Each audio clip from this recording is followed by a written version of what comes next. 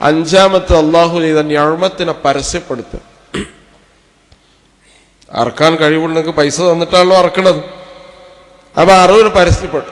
ആ അറിവ് എന്ന് പറയണത് അതൊരു പാരമ്പര്യമൊന്നുമല്ല. എൻ്റെ വാപ്പ അറുത്തോണ്ട് ഇനി എന്തായാലും ഞാൻ അറക്കണം, ആ പരിപാടി ഇല്ല. ഞങ്ങൾ പാരമ്പര്യമായിട്ട് 3 അറുത്തിരുന്നു, അതുകൊണ്ട് കടം പേടിച്ചിട്ടെങ്കിലും 3 അറക്കണം എന്നതില്ല. അവനവനെ കൊണ്ട് കഴിയുന്നുവെങ്കിൽ 1 നമ്മൾ അല്ലെങ്കിൽ 2 എത്രയും നമുക്ക് അറക്കാൻ നബി സല്ലല്ലാഹു അലൈഹി വസല്ലം 10 വർഷം ഉളുഹിയ്യത്ത് നിർവഹിച്ചിരുന്നു. 10 വർഷവും നബിയാണത് അറുത്തിരുന്നത്. നബി സല്ലല്ലാഹു അലൈഹി വസല്ലം 1-ൽ കൂടുതൽ മൃഗങ്ങളെ ബലി അറുക്കാറുണ്ടായിരുന്നു. നബി ഒന്നല്ല ചെയ്തിരുന്നു, 1-ലധികം ചെയ്തിരുന്നു. അപ്പൊ നബി സല്ലല്ലാഹു അലൈഹി വസല്ലം ചെയ്തുകൊണ്ട് 1-ൽ കൂടുതലും ഒരാൾക്ക് എന്ത് ചെയ്യാം, ബലി അറുക്കാം. അത് അനുഗ്രഹത്തെ പരസ്യപ്പെടുത്തുന്നതാണ്. ത്യാഗമനസ്ഥിതി ഒരു മനുഷ്യനുണ്ട് എന്നുള്ളതിന്റെ അടയാളം കൂടിയാണ് ഉളുഹിയ്യത്ത് എന്ന് പറയുന്നത്. പിശുക്ക് തടയുക, ഒരാൾ ചെലവഴിക്കാൻ പിശുക്കുള്ള ഒരു മനുഷ്യന്റെ പിശുക്ക് തടയുന്ന ഒരു കർമ്മമാണ് ഉളുഹിയ്യത്ത് എന്ന് പറയുന്നത്. 9-ാമത്തതിന്റെ ദാനധർമ്മമാണ്. സാധുക്കളെ ഭക്ഷിപ്പിക്കുക എന്നുള്ള അതിൻ്റെ ഒരു ഭാഗം ആണ്. അപ്പൊ ഏറ്റവും പ്രധാനപ്പെട്ട ഒരു കാര്യമാണ് ദരിദ്രരായ ആളുകൾക്ക് അതിൻ്റെ ഒരു ഭാഗം നൽകുക എന്ന് പറയുന്നത്. അതുപോലെ തന്നെ മനസ്സിനെ ഹജ്ജുമായി ബന്ധിപ്പിക്കുക എന്നുള്ള ഉളുഹിയ്യത്തിന്റെ ഒരു പ്രധാനപ്പെട്ട കർമ്മമാണ്. മനസ്സ് നമ്മളെപ്പോഴും ഹജ്ജ് ചെയ്യുന്നവരുമായി നമ്മൾ ബന്ധപ്പെടുത്തും. കാരണം ഹജ്ജ് ഒരാൾ ഉളുഹിയ്യത്ത് അറക്കാൻ നിയത്ത് ചെയ്താൽ ദുൽഹജ്ജ് 1-ന് തന്നെ അയാൾ നിയത്ത് ചെയ്യണം. ദുൽഹജ്ജ് എന്ന് പറഞ്ഞാൽ നമ്മൾ മാർച്ച് 18 ആകുമ്പോഴേക്കും ദുൽഹജ്ജ് 1 ഈ ദുൽഹജ്ജയുടെ സന്ദർഭത്തിൽ നമ്മൾ ഉളുഹിയ്യത്തിന് വിചാരിക്കുന്ന ആൾ, 1 അറക്കാൻ കഴിയുന്ന ആൾ അങ്ങനെ ചെയ്യണം. അല്ലെങ്കിൽ 1-ൽ ഷെയർ ചെയ്യാൻ പറ്റുന്ന ആളുകൾ അങ്ങനെ ചെയ്യണം. ചെയ്യുന്ന ആളുകൾ പിന്നെ ഹാജിയെ പോലെ ആയിരിക്കും.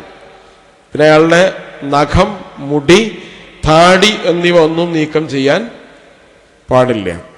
അതുകൊണ്ട് അതെന്താണ്, ഹജ്ജുമായി ഉളുഹിയ്യത്തിന് എന്ത് ചെയ്യാണ്, ബന്ധപ്പെടുത്തൽ. ലോകത്ത് മുസ്ലിം ഉമ്മത്തിലെ ശ്രേഷ്ഠരായ അള്ളാഹുവിന്റെ അതിഥികൾ, ആ അതിഥികളോട് അവിടെ എത്താത്ത മനുഷ്യരും ഐക്യദാർഢ്യപ്പെടുന്ന ഒരു കർമ്മം കൂടിയാണ് ഇത് ഉളുഹിയ്യത്ത് എന്ന് പറയുന്ന കർമ്മം. 10-ാമത്തെ കാര്യം മില്ലത്ത് ഇബ്രാഹിം. ഇബ്രാഹിം അലൈഹിസ്സലാമിന്റെ മില്ലത്തിനെ പുനർജീവിപ്പിക്കുക എന്ന് പറയുന്നത് വിശ്വാസികളുടെ ധർമ്മമാണ്. ഈ ധർമ്മം നിർവഹിക്കുന്ന ഒരു കർമ്മമാണ് യഥാർത്ഥത്തിൽ ഹജ്ജ് എന്ന് പറയുന്നത്. അതുപോലെ ഉളുഹിയ്യത്ത് എന്ന് പറയുന്ന കർമ്മം എന്ന് പറയും. അപ്പൊ ഈ ഉളുഹിയ്യത്തിലൂടെ മില്ലത്ത് ഇബ്രാഹിമിനെ ഒരാൾ പുനർജീവിപ്പിക്കുകയാണ്. അതുകൊണ്ടാണ് മൻ കാന ലഹു സഅ വലം യുളഹി ഫലാ യഖറബന്ന മുസല്ലാന.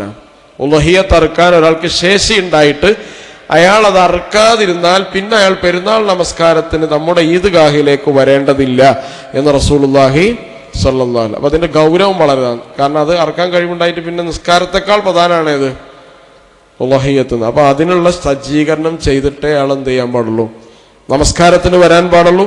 നമസ്കാരം കഴിഞ്ഞ് ബലി അറുക്കുക. നമസ്കാരം കഴിഞ്ഞു, നബി ഖുതുബ നടത്തി, ഖുതുബ കഴിഞ്ഞ് നബി നേരെ ബലി അറുത്തു എന്നാണ് ചരിത്രത്തിൽ നമുക്ക് കാണാൻ കഴിയുന്നത്. അതുകൊണ്ട് അത് പ്രബലമായ സുന്നത്താണ്. നബി സല്ലല്ലാഹു അലൈഹി വസല്ലം 10 വർഷം അത് നിർവഹിച്ചിരുന്നു. അത് അള്ളാഹുവിന്റെ ചിഹ്നമാണ്. വമൻ യുഅള്ളിം ശആയിറല്ലാഹ് ഫഇന്നഹാ മിൻ തഖ്വൽ ഖുലൂബ്. അള്ളാഹുവിന്റെ ശആയിറുകൾ ആദരിക്കുക, ബഹുമാനിക്കുക എന്നത് തഖ്വയുടെ ലക്ഷണമാണ്. ബലിമൃഗം അള്ളാഹുവിന്റെ ശആയിറാണ്, ചിഹ്നമാണ്. അതുപോലെ തന്നെ ഹജ്ജുമായി ബന്ധപ്പെട്ട് വരുന്ന എല്ലാ പ്രതീകങ്ങളും അള്ളാഹുവിന്റെ ഇന്ന സഫ വൽ മർവത മിൻ ശആയിരില്ലാഹ്. അതിനെ നമ്മൾ എന്ത് ചെയ്യണം, ആദരവോടുകൂടി പെരുമാറണം. ആദരവോടുകൂടി പെരുമാറണം. കഅബന്റെ അടുത്ത് പോയിട്ട് സെൽഫി എടുക്കരുത്. അതേപോലെ അതൊക്കെ അള്ളാഹുവിന്റെ ശആയിറുകളാണ്.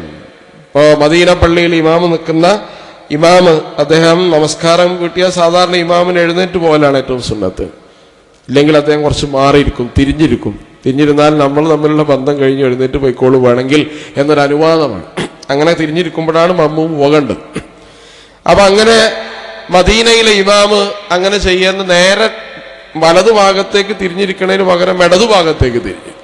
കാരണം എന്താണ്, വലതുഭാഗത്തേക്ക് തിരിഞ്ഞാൽ അദ്ദേഹത്തിന്റെ ബാക്ക് ഭാഗം നബി സല്ലല്ലാഹു അലൈഹി വസല്ലമയുടെ ഖബറായിരിക്കും. അത് ആദരവാണ്. വമൻ യുഅള്ളിം ശആയിറല്ലാഹ്, അത് ആദരവിന്റെ ലക്ഷണം. ആദരവുള്ള ആളുകൾക്കേ ദീനിൽ എന്തെയുള്ളൂ, നന്മ ഉണ്ടാവുള്ളൂ. വാപ്പാനെ ബഹുമാനിക്കാത്തൊരു മകൻ സ്വാലിഹായ മകനാവില്ല. അയാൾ എത്ര ചാരിറ്റി ചെയ്തിട്ടും കാര്യമില്ല, പള്ളിയിൽ വന്ന് നിസ്കരിച്ചിട്ടും കാര്യമില്ല. കാരണം ആദരവ് ഇസ്ലാമിന്റെ ഒരു പ്രധാനപ്പെട്ട ഘടകമാണ്. ആദരവ് ഓവറായി പോകേണ്ട, പക്ഷെ ആദരിക്കേണ്ടതിനെ നമ്മൾ എന്ത് ചെയ്യണം? അതെ, ബാങ്ക് കേൾക്കുമ്പോൾ നമ്മൾ എന്തിനാണ് മൗനം പാലിക്കണം?